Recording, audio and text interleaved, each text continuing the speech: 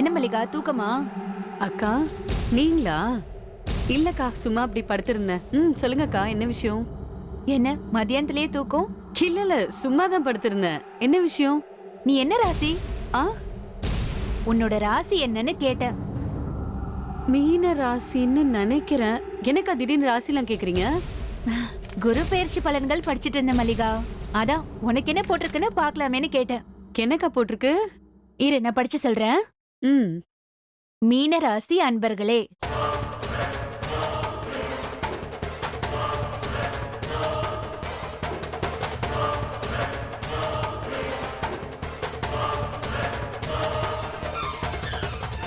Mallika super போ.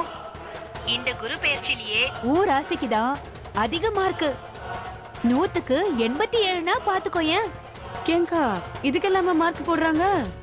இப்போலாம் எந்த மார்க்கும் முக்கியமோ இல்லையோ, இந்த மார்க்கு ரொம்ப முக்கியம் மல்லிகா. அது சரி, என்ன போட்டிருக்குன்னு சொல்லுங்கக்கா.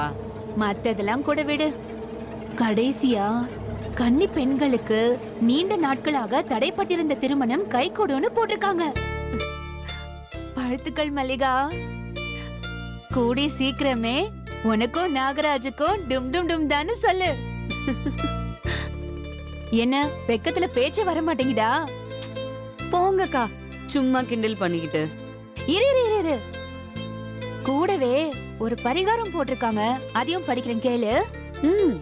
கன்னி பெண்கள் தங்கள் மனதிற்கு பிடித்த மாப்பிளையோடு நித்திய கல்யாண பெருமாள் கோவிலுக்கு சென்று கழுத்தில் மாலையுடன் 9 முறை கோவிலை வலம் வந்து இறைவனை வழிபட்டால் திருமணம் உடனே நடைபெறும். குறிப்பு: வெள்ளியன்று வழிபடுவது மேலும் சிறப்பாக அமையும். கேட்டியா மல்லிகா? கேட்ட அக்கா, எங்க வீட்டு பக்கத்திலேயே ஒரு நித்திய கல்யாண பெருமாள் கோயில் இருக்கு. அப்புறம் என்ன, இன்னைக்கு வெள்ளிக்கிழமை போய் ஒரு பரிகாரத்தை பண்ணிட்டு வந்துட வேண்டியதானே?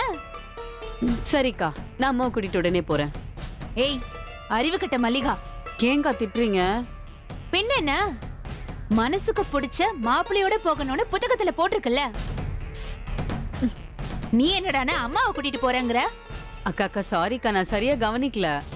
இவ்ளோ அஜாகிரதையா இருந்தா என்னத்த அவனை கல்யாணம் பண்ணி வைப்போ. இல்லக்கா, அப்படி சொல்லாதீங்க. நான் அவரை தான் கல்யாணம் பண்ணிக்க போறேன். அப்போ அவனை கூட்டிக்கிட்டு இன்னைக்கே உங்க வீட்டு பக்கத்துல இருக்கிற கோயிலுக்கு போ, சரியா? சரிக்கா. மல்லிகா, நீ நல்லா இருக்கணும்னு தான் நான் இவ்ளோ பண்றேன். நீ தான் அசால்ட்டா எடுத்துக்காதமா, அப்புறம் எனக்கு ரொம்ப கஷ்டமாயிடும். அக்கா, அப்படியெல்லாம் எடுத்துப்பேனா? நீங்க எனக்காக இவ்ளோ பண்றீங்க, நான் அசால்ட்டாலாம் எடுத்துக்கவே மாட்டேன். ரொம்ப தேங்க்ஸ்க்கா. வெல்கம் மல்லிகா. இதுக்கு மேல என்ன சொல்ல போற? சொல்றதுக்கு வேற ஏதாவது போய் இருந்தா சொல்லிடு. அவதான் என்ன ஏமாத்தி எல்லாத்தையும் என்கிட்ட இருந்து பறிச்சிட்டான்னு பார்த்தா நீயும் இப்போ அதே தான் பண்ணிருக்க.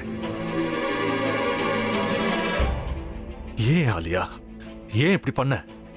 இந்த உலகத்துல பாட்டிக்கு அப்புறம் நான் யார் மேலேயாவது உயிரியே வச்சிருக்கேன்னா அது ஊ மேலதான் உனக்கு தெரியாதா? ஏன் இப்படி பண்ண ஆலியா? உனக்கு காசு பணம் அவ்வளவு முக்கியமா போயிடுச்சு. அதுக்காக நம்ம உறவை கூட மறந்துடுவியா?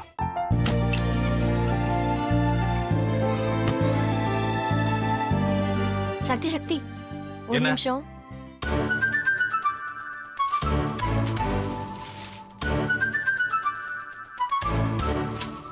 இந்தாங்க.